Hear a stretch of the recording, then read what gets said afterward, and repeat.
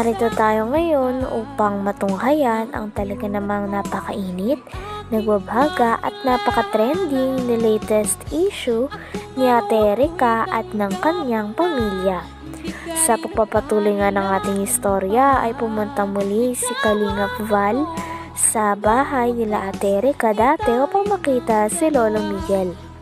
Kasalukuyan nga ay sinabi din ni Kalingap Val na kung iniisip ng iba na nag-vlog lang siya para kumita ay uunahan na daw sila ni Kalingap Val. Dahil inamin nga ni Kalingap Val na ang channel daw niya ay talagang naka-off ang monetization.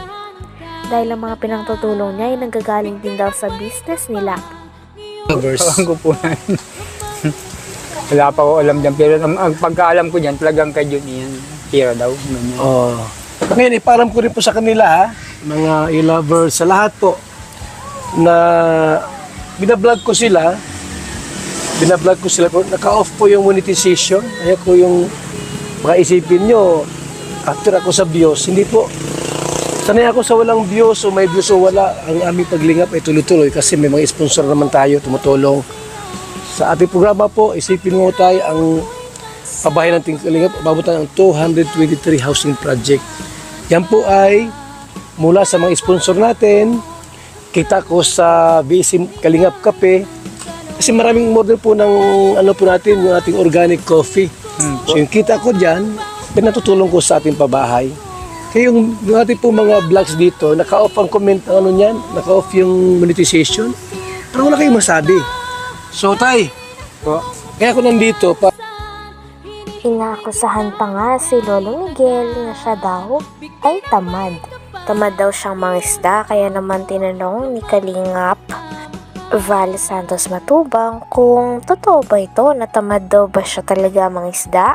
Sabi naman ni Lolo Miguel ay wala daw katotohanan ito sapagkat kung siya daw ay tamad simula bata pa sila Ate Erica, ay sino ba ang bumuhay kila Ate Erica simula bata sila at sino pa ang nagpaaral sa dalawang iyon.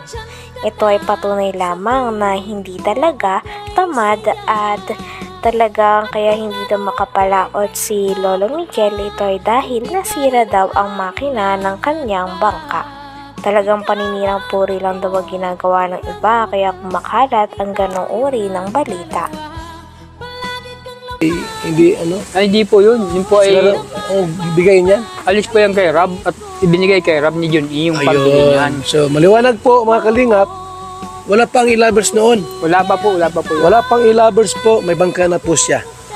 Totoo po yan. Totoo po yan, sabi ni tatay. So tay, tamad ka raw, sabi nila. Ay, wala ko man. Hindi ka raw nag-iisda ng nalaot. Ay, paano makakalaot nga niya? Akit na nilang tapaayos ko pa nga yung makina. Ay, hindi makakatug pa. Sira yung bangka. Ay, yung Pero hindi ka naman tamad. Ay, di po. Mapapalaki yung baga silang ganyan kung matamad ako. Oo. Kasi nagbuhay sa kanila. Mga lang po yung mga paninira lang po yung mga paninira, ano? Di ko nga tayo maisip, bakit sisiraan kayo? Matanda na po kayo, 66 na ka na. Paano, kung ako naman po ay tamad, isipin nila, paano ko po nabuhay ang siyam kong yung pamilya? Siyam na anak. Siyam na anak. Kung tamad po kayo. Oo, di, paano pa yung nasabi ng tamad ako? Pati apo, binuhay Pati mo. apo, biniruhay ko sila. Sila Erica. Sila Sheila May. Po. Ay, nasan ang nanay niya? Nasa Maynila. Tinanong din ni Kalingap Val kung sino daw ba ang kasama ni Lolo Miguel sa pangingisda. Sabi naman ni Lolo Miguel na ang kasama niya daw palagi ay ang kanyang panganay na anak. Sinasamahan nga siya nito na mangisda nang sa ganon ay patuloy na mamuhay ng maayos ang kanilang pamumuhay doon at magastusan ang mga pera at pangangailangan na gastusin nila sa bahay. Sinabi na nga din ni Kalingap Val na sure na daw na papalitan daw ng Kalingap, lalo na ni Kalingap Val, ang makina daw ng barko ni Lolo Miguel nang sa ganon ay mas maayos na din at makabalik na rin sa pangingisda at sa kanyang tunay na hanap buhay si Lolo Miguel ng maayos at komportable. Ang nasabi ng tamad ako. Pati apo, binuhay mo. Pati apo, biniruhay ko sila. Sila Erica. Sila Sheila May. Po. Ay, nasan ang nanay niya? Nasa Maynila, nagkapakasaya. nasa akin sila. Nasa akin niya Kaya tamad sa ako kanya ay. itago.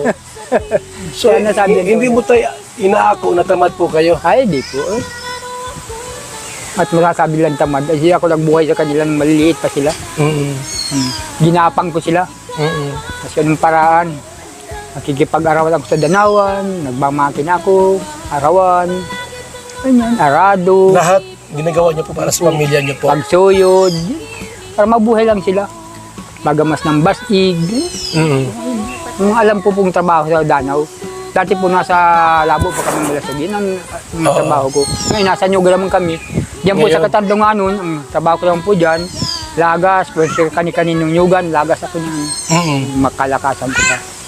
Kaya sabihin nilang, So yung bangka po, Talagang nagagalit na nga ata si Kalingap Val at binabalaan niya na rin ang A-Lovers dahil nag-post daw ang A-Lovers sa kanilang Facebook account na inaangkin nila ang lahat ng mga tulong na natanggap ni Lolo Miguel o ang lolo ni Ate Erica. Ngunit ang bangka na ito ay may napakalaking pangalan na Kalingap. Kaya naman nangangahulugan na talagang galing ito kay Kalingap Rab at kay Kalingap Val. Ngunit inaangkin ito ng A-Lovers na talagang hindi nagustuhan ni Kalingap Val. okay, I-lovers na. Pwede tayo makita yung bangka? umpo. Tara doon, mga kalingap. Punta natin po. Punta natin. Punta natin. So, ito mga kaibigan.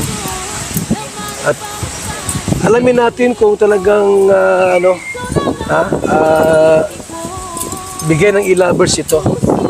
Sabi ni tatay po, si John A. pa rin po nagbigay nito, mga Po. kalingap. Yung pirang bilhin niya, binigay kay Rab. Tapos Okay. binili naman sa akin ni Rab yan. Aha, ayan. Parang Wala pang I-lovers noon. wala pa po yan. Wala pang I-lovers, Ngayon ha? wala ang yan. So, hindi na po mga kalingap, wala pang I-lovers noon. Pero inaangkin daw po nila lahat. Mga hambog ko yun. Bubutugan tayo. Inubutugan tayo Kapit sir. Tapos sabi nila po sa June 11, mayroon na silang gagawin dito sa Saan po? Pasabog. Mamaya, Baka dilamita yun. sumabog yung bahay nyo. Hindi naman siguro, no? Baka yun dyan nila. Baka luwat. Anong pasabog nila sa atin? Baka po yung kambugan nila. Mapalapit sila sa asim. May mga pong ganyan, matulis. Talagang ipinakita at binida ni Lolo Miguel kay Kalingap Val Santos Matubang ang boat o ang bangka na nasira nga ang makina kaya hindi niya na nagagamit sa pagpapalaot at pagpapahanap buhay. Patunay lamang ito na hindi tamad si Lolo Miguel na talagang may sira lamang ang bangka na kanyang pagmamayari na binigay sa kanya ng Kalingap. Nililinaw din talaga ni Kalingap Val Santos Matubang na hindi iba ang nag-sponsor o nagbigay sa kanila. Sapagkat sinasabi ng iba at inaangkin daw ito ng A-Lovers na sila daw ang nagbigay kay Lolo Miguel. Ngunit hindi dahil pinatatak na nga sa bangka na ang pangalan nito ay Kalingap. Mamaya, Baka dilamita yun. sumabog yung bahay nyo. Hindi naman siguro, no? Baka yun dyan nila. Baka luwat. Anong pasabog nila sa atin? Baka po yung kambugan nila. Mapalapit sila sa asim. May mga pong ganyan, matulis. Ay pumutok. Ay sasabog talaga. Pasabog talaga. Dapat hindi sila ganyan. Kung hindi ka mag-anak, tapos ginagayang kanila. Ayan Ito po, mga kalingap, oh. Ayun yung bangka po ni tatay. Tay! Ibigay sa iba to. Ay, ayan. Mamaya, may kumuha dito. Ayan ay sobi. Bigay bawi. Hindi pwede. Yung binigay po yan. So yan po mga kalingap, oh. Yan na po, oh, yung bangka, oh. Pininturahan ko nga yung Oh. ilalimin at ko ng Team Kalingap. Yan. Di pwedeng gawing ilab. Hanggang dito na lamang muna ang talaga namang nagtitrending, nagbabagat, napakainit na issue ni Ate Erica. Maraming salamat sa inyong panunood. Hanggang sa muli. Bye!